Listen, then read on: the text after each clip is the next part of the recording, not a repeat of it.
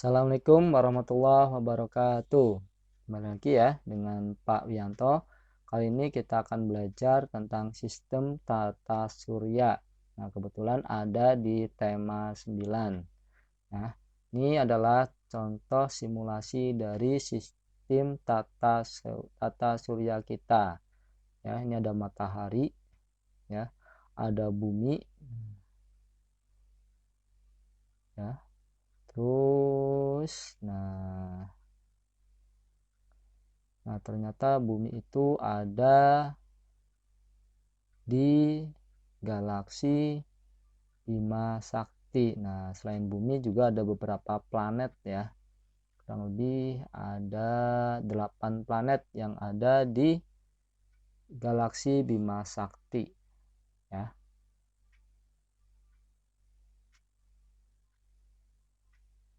Nah, subhanallah ya, ternyata kecil sekali ya bumi kita ya kalau dilihat dari galaksi Bima Sakti. Nah, apalagi manusia, kayaknya manusia nggak kelihatan ya kalau kita lihat dari galaksi Bima Sakti ini ya.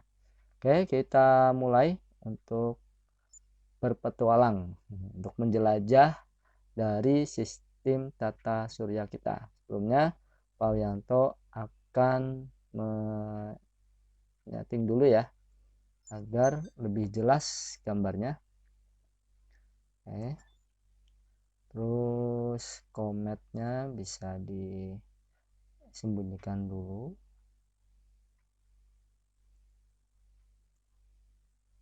Garis bintang sembunyikan dulu. Grid skala disembunyikan dulu. Oke. Oke. Nah, ini ya. Ini adalah gambaran dari sistem tata surya kita. Ya. Nah, ini yang kecil-kecil ini yang seperti kerikil ini adalah sabuk asteroid. Nah, ya. Nah, ini Pak Yanto sembunyikan dulu deh nama bintang-bintangnya. Nah, ya, biar lebih jelas. Nah, di sini di dalam sabuk asteroid ini ya, ini adalah yang akan membedakan antara planet luar dan planet dalam. Nah, planet dalam itu yang ada di dalam sabuk asteroid. Nah, ada apa aja ya? Planet apa saja sih? Nah, kita lihat yang pertama yang paling dekat dengan bumi, yang paling dekat dengan matahari itu ada Merkurius, ya. Terus yang kedua ada Venus, ada Mars, dan ada bumi, ya. Ini planet dalam, ya, yang ada di dalam lingkaran sabuk asteroid. Nah, terus kalau ada planet dalam berarti juga ada planet luar. Artinya yang berada di luar sabuk asteroid. Nah, ada apa saja? Ada Jupiter, ada Uranus, nah, ada Saturnus,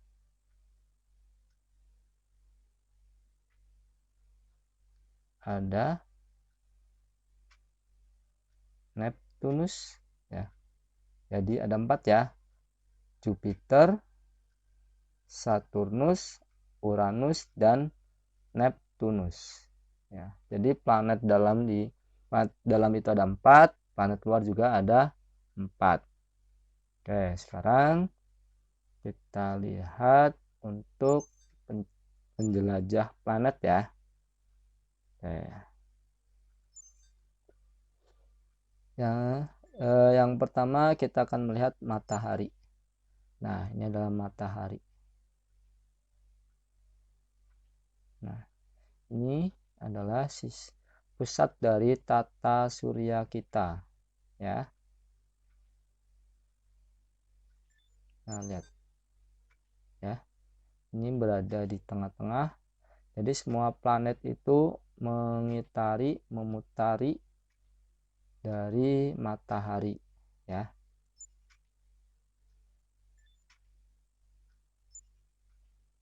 Kita lihat dari strukturnya. Nah, itu ada fotosfer adalah lapisan terluar matahari yang tipis. Nah, bisa dilihat di sini ya. Tuh, ya. Terus ada zona konvektif. Kolom termal membawa material panas ke permukaan matahari. Setelah bahan mendingin, ia jatuh kembali ke zona radiasi panas. Ya. Terus ada zona radiasi, ya. Panasnya memancar keluar. Terus ada inti. 99% dari semua daya yang dihasilkan oleh matahari berasal dari jarak 24% dari jari-jari matahari. Ya. Nah, kita beralih ke planet Merkurius. Nah, ini planet yang paling dekat dengan matahari. Nah, kita lihat seperti apa sih ya untuk planet Merkurius. Merkurius adalah planet terdalam dan terkecil, yang paling dalam dan paling kecil dari tata surya karena hampir tidak memiliki atmosfer untuk menahan panas. Permukaan Merkurius mengalami variasi suhu terbesar dari semua planet. Nah, Merkurius itu muncul sebagai bintang pagi atau malam dari bumi. Tetapi karena kedekatannya dengan matahari sangat sulit untuk dilihat. Namun, Merkurius dapat diamati setidaknya 2 kali setahun di musim semi saat senja dan di musim gugur sebelum fajar. Ya. Kita lihat strukturnya. Ya. Ini struktur dari planet Merkurius. Ada kerak, permukaan batu silikat, terus ada mantel batu silikat padat, terus ada inti besi cair. Ya. Nah, terus kita beralih ke planet Venus.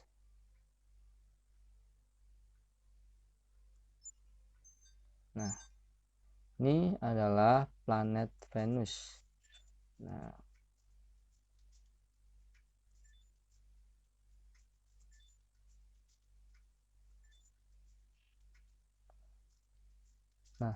meskipun Venus ini memiliki ukuran dan struktur interior yang sangat mirip dengan bumi, permukaan vulkaniknya dan atmosfernya yang sangat panas dan padat menjadikannya salah satu tempat paling tidak ramah di tata surya. Ya.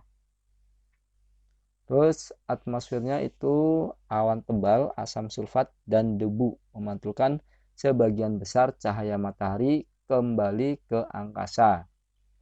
Sementara karbon dioksida memerangkap panas matahari di dalam atmosfer, menyebabkan efek rumah kaca yang tak terkendali. Tekanan atmosfer di permukaan Venus adalah 92 kali lebih besar dari bumi. Ya. Venus adalah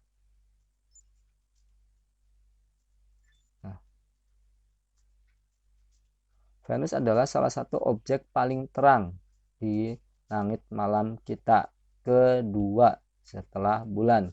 Ini muncul sebagai bintang malam atau bintang pagi. Nah, kita lihat strukturnya seperti apa. Nah, ini ya struktur dari planet Venus. Ya.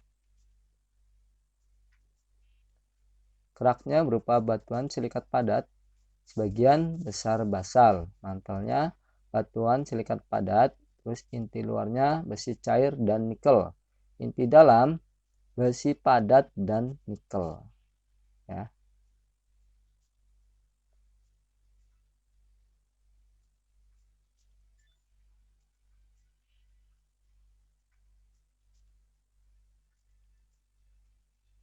Oke, lanjut ke planet Bumi. Nah, ini planet yang kita singgahi. Nah, ini ya. planet bumi ini memiliki satu satelit, yaitu bulan, ya.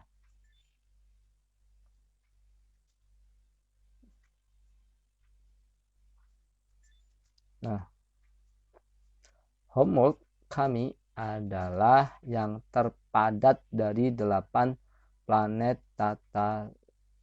di tata surya, ya. Ini juga yang terbesar dari 4 planet terestrial. Nah, ya.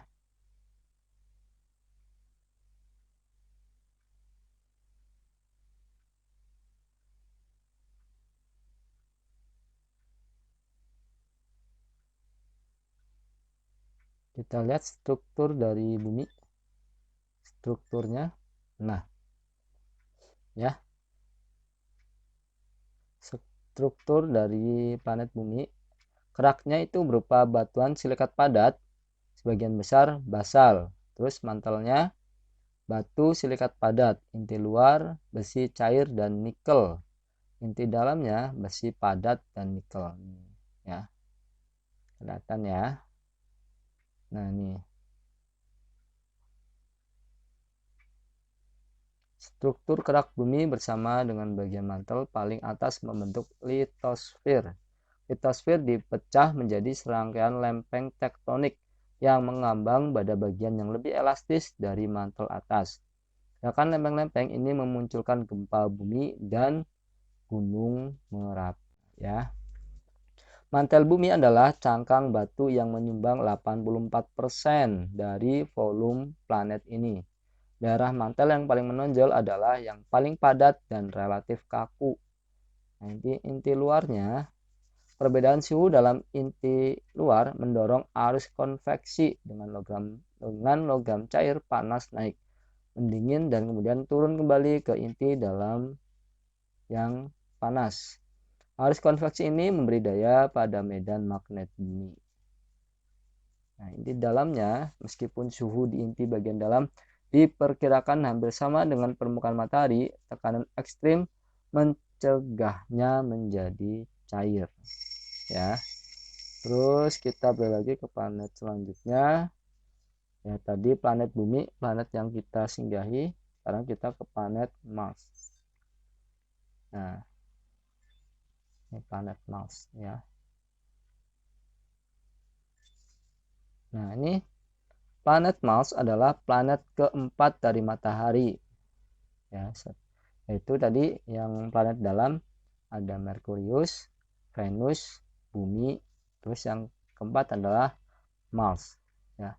Mars adalah planet keempat dari matahari dan planet terkecil kedua di tata surya. Tampilan kemerahan Mars disebabkan oleh oksidasi besi atau karat. Nah, terus sementara Mars di sekitar setengah sebesar bumi, masih ada banyak kesamaan.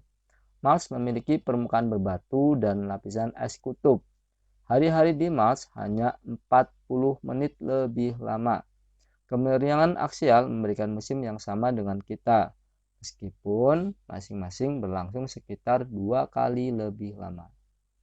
Nah, permukaan Mars itu memiliki landscape yang dramatis, dengan gunung berapi yang menjulang tinggi dan sistem ngarai yang hebat. Dari semua planet di tata surya, ia memiliki gunung tertinggi, Olympus Mons, Olympus Mons, dan arai terbesar, yaitu Valles Marineris. Air ada bukti kuat bahwa atmosfer Mars dulunya jauh lebih padat daripada sekarang, dan bahwa air pernah mengalir bebas di permukaannya. Ada juga bukti yang semakin kuat bahwa banyak dari air ini yang terkunci di bawah tanah. Nah, ini bulan-bulan di Mars, ya, itu memiliki 2 satelit alami kecil, Phobos dan Deimos, yang mengorbit sangat dekat dengan planet, ya. Nah, ini ada Phobos, ini satelitnya, ya, Phobos. Nah, ini kalau di bumi satelitnya adalah bulan, ya.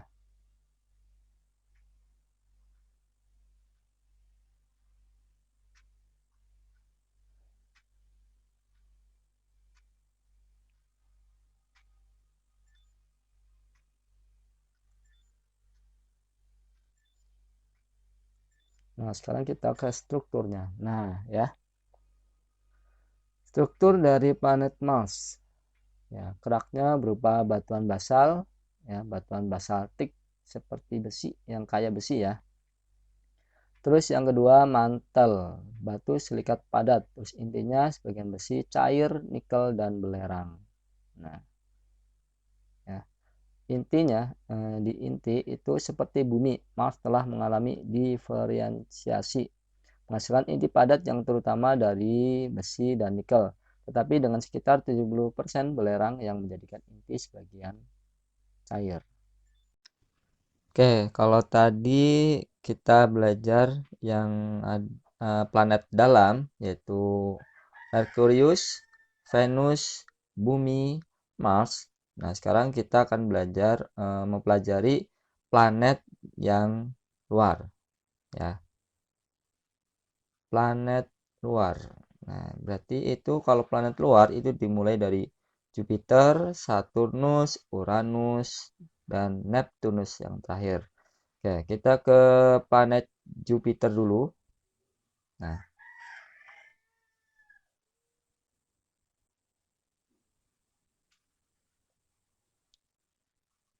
Nah, planet Jupiter adalah planet terbesar di tata surya dengan massa 2,5 lebih besar dari semua planet yang digabungkan. Tetapi masih hanya 1/1000 dari matahari. Nah, ini ya. Jupiter adalah planet yang paling mirip dengan matahari dalam hal komposisinya. Ya. Nah, Jupiter berputar pada porosnya lebih cepat daripada planet lain manapun. Karena rotasi ini, atmosfer Jupiter terkena angin kencang yang menyebabkan atmosfer membentuk pita warna yang berbeda-beda, seperti pusaran yang berputar-putar dan badai antiklonik raksasa. Ya. Kita lihat struktur dari planet Jupiter. Ya. Atmosfernya molekul hidrogen dan helium. Mantelnya logam cair hidrogen dan helium. Inti batuan padat yang padat. Nah, ini ya strukturnya nih.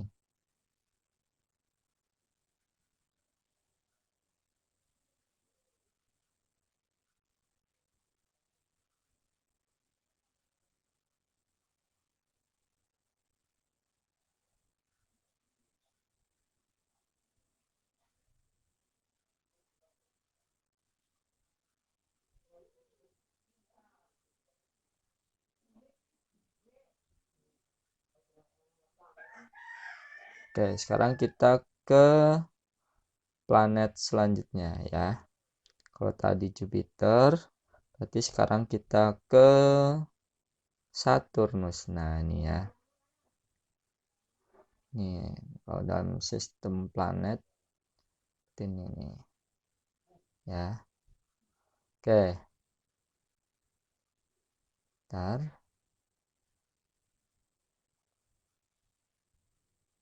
Nah, Saturnus adalah planet keenam dari matahari dan planet terbesar kedua di tata surya.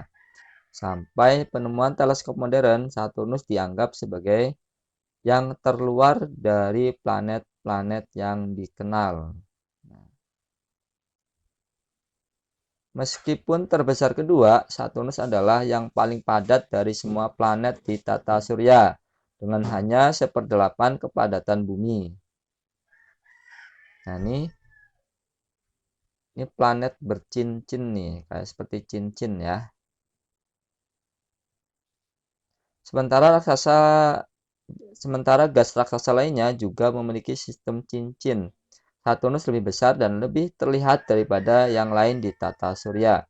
Cincin-cincin tersebut terdiri dari kristal, es air, dan sejumlah kecil batuan. Nih ya, cincinnya nih yang mengitari nih ya. Mulai dari ukuran debu hingga beberapa partikel sebesar gunung. Nah, ini Saturnus memiliki setidaknya 150 bulan. Ya. Sosok yang tepat tidak pasti karena sulit untuk menarik perbedaan antara partikel cincin besar dan bulan kecil. Beberapa bulan Saturnus bertindak sebagai bulan gembala untuk membatasi cincin dan mencegahnya menyebar. Nah, Saturnus tampak dengan mata telanjang di langit malam sebagai titik terang yang kekuningan. Memperbesar setidaknya 30 kali menyelesaikan cincin Saturnus. Nah, kita lihat struktur dari planet Saturnus. Nah, ya. Atmosfernya berupa molekul hidrogen dan helium. Mantelnya logam cair, hidrogen dan helium. Inti batuan padat yang padat. Nah, ini ya, tuh. Interior Saturnus mirip dengan Jupiter. Berbeda dengan Jupiter, kepadatan Saturnus lebih rendah, menjadikannya planet yang paling padat di tata surya. Dikombinasikan dengan perputaran yang cepat, Saturnus menjadi planet yang paling tebal di tata surya kita. Nah, ini tuh ya, atmosfer. Karena gravitasnya lebih rendah, atmosfer Saturnus memiliki lebih banyak kabut daripada Jupiter. Ya.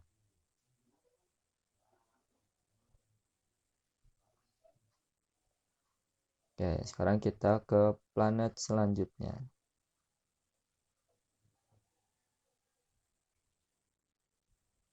Planet Uranus. Ya. Uranus adalah raksasa gas tata surya terbesar ketiga. Ini adalah planet terdingin di tata surya. Uranus adalah planet yang pertama ditemukan dengan menggunakan teleskop modern. Dengan penemuan dikreditkan ke astronom Inggris bernama William Herschel pada tahun 1781. Ya. Sementara di oposisi dari matahari relatif ke bumi, Uranus menjadi terlihat dengan mata telanjang. Itu akan muncul sebagai bintang redup di bawah kondisi langit gelap. Nah, kita lihat strukturnya. Nah, ini ya. Warna sian Uranus disebabkan oleh penyerapan lampu merah oleh metana atmosfer. Atmosfer gas secara bertahap beralih ke lapisan cair internal. Mantel es sebenarnya tidak terdiri dari es dalam arti konvensional, tetapi dari cairan panas dan padat, juga disebut samudra air amonia.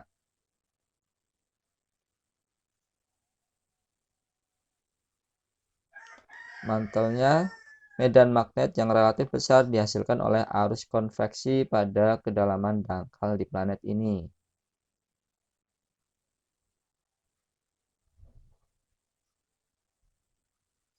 Ya, sekarang ke planet selanjutnya ya.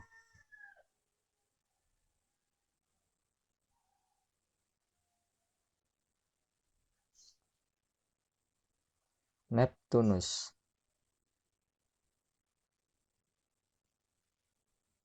Ini planet yang terluar ya.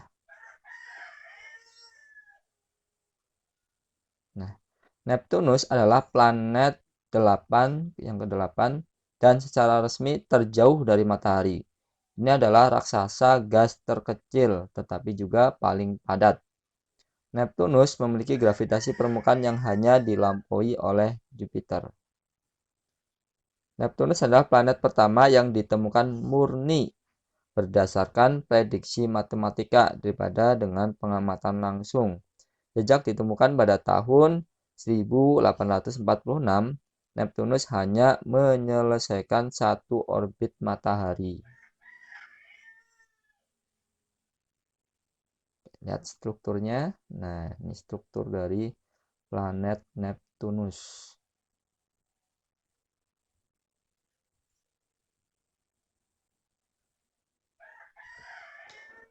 Warna biru Neptunus jauh lebih jelas daripada Uranus yang memiliki jumlah metana yang sama, sehingga komponen yang tidak diketahui diduga menyebabkan warna kuat Neptunus. Neptunus menghasilkan sejumlah besar panas internal melalui proses yang tidak dipahami dengan jelas. Ini menggerakkan angin tercepat di tata surya dan memunculkan pita awan ketinggian tinggi yang khas serta menghasilkan badai antiklonik raksasa. Mantel fluida memiliki konduktivitas listrik yang tinggi dan memunculkan medan magnet planet. Ya.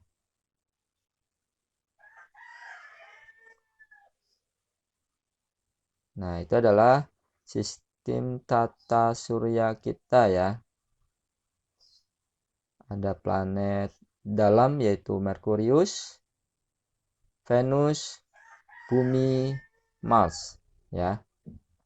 Sementara planet yang luar itu ya, yang ada di luar ini, di luar sabuk asteroid, itu ada Jupiter, Saturnus,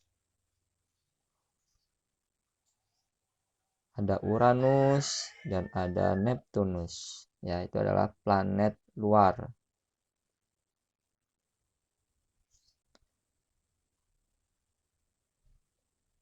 Oke, sekian dari Pak Wianto ya. Mudah-mudahan bisa dipahami dan bermanfaat. Sekian, Assalamualaikum warahmatullahi wabarakatuh.